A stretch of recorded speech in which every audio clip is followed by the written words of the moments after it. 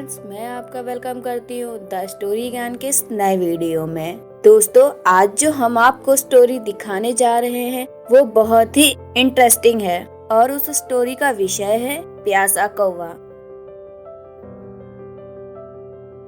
एक बार की बात है, गर्मी की चिलचिलाती धूप में एक प्यासा कौवा पानी की तलाश में इधर उधर भटक रहा था, लेकिन उसे पानी कहीं नहीं मिला। वह बस प्यासा ही उड़ता जा रहा था, लेकिन उड़ते ही उड़ते उसकी प्यास बहुत बढ़ती जा रही थी, जिस कारण वह ठीक से उड़ भी नहीं पा रहा था। अब कौवे को लगने लगा था कि उसकी मौत नजदीक आ चुकी है।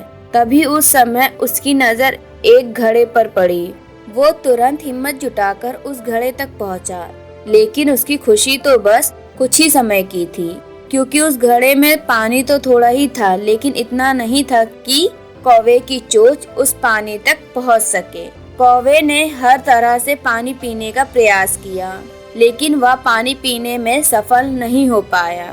अब कौवा बेचारा पहले से बहुत दुखी हो गया, क्योंकि उसके पास पानी होते हुए भी वह प्यासा ही था। कुछ देर घड़े को देखते ही देखते कौवे की नजर घड़े के आसपास के पड़े कंकड़ों पर पड़ी, और कंकड़ों को देखते ही उसने अपने मन में एक योजना बनाई। उसने सोचा कि थोड़ी मेहनत करके अगर वह एक एक करके सारे कंकड़ इस घड़े में डाल दे तो पानी ऊपर आ जाएगा और वो आसानी से पानी पी सकेगा। उसने एक एक करके आसपास के सारे कंकड़ों को एक घड़े में डालना शुरू किया। वह कंकड़ों को तब तक डालता रहा जब तक पानी ऊपर उसकी चोंच तक नहीं आ गया। फिर काफी मेहनत के बाद जब पानी ऊपर आ गया तो कौवे ने जी भरकर पानी पिया और अपनी प्यास बुझाई। तो दोस्तों, इस कहानी से हमें यही सीख मिलती है कि हमें किसी भी परिस्थिति में हिम्मत नहीं हारनी चाहिए, मेहनत करते रहना चाहिए, क्योंकि मेहनत करने वालों को ही सफलता मिलती है। सांप और कौवा।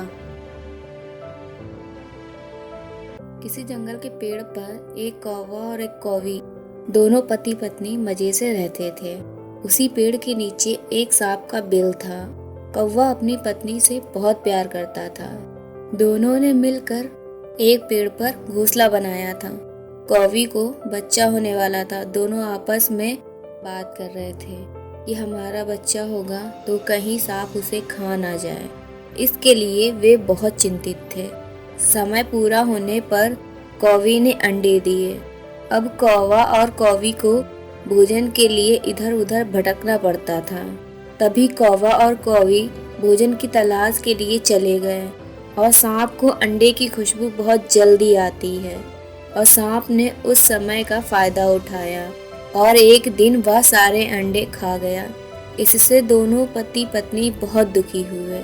समय बीतता गया और एक दिन कौवी ने कौवे से कहा, मुझे फिर से बच्चा होने वाला है। इसलिए दोनों बहुत चिंतित थे कि कैसे अपने बच्चे को सांप से बचाया जाए। इसी बीच एक दिन वहां की रानी तालाब में नहाने के लिए आई। उसने अपना हार निकालकर किनारे रख दिया। कौवी ने उस हार को देखकर एक योजना बनाई। कौवी ने उस हार को अपने चोंच में दबाया और उड़ गई।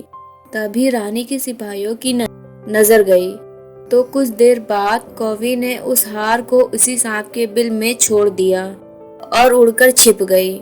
सिपाही ने जब सांप के बिल के पास आकर देखा तो उन्हें एक सांप दिखाई दिया, और उसी जगह रानी का हार भी पड़ा था। तब सिपाही ने सांप को मार डाला और हार ले जाकर रानी को दे दिया। सांप के मर जाने पर कौवा और कौवी दोनों बहुत खुश हुए। समय पर उन्हें बच्चा हुआ।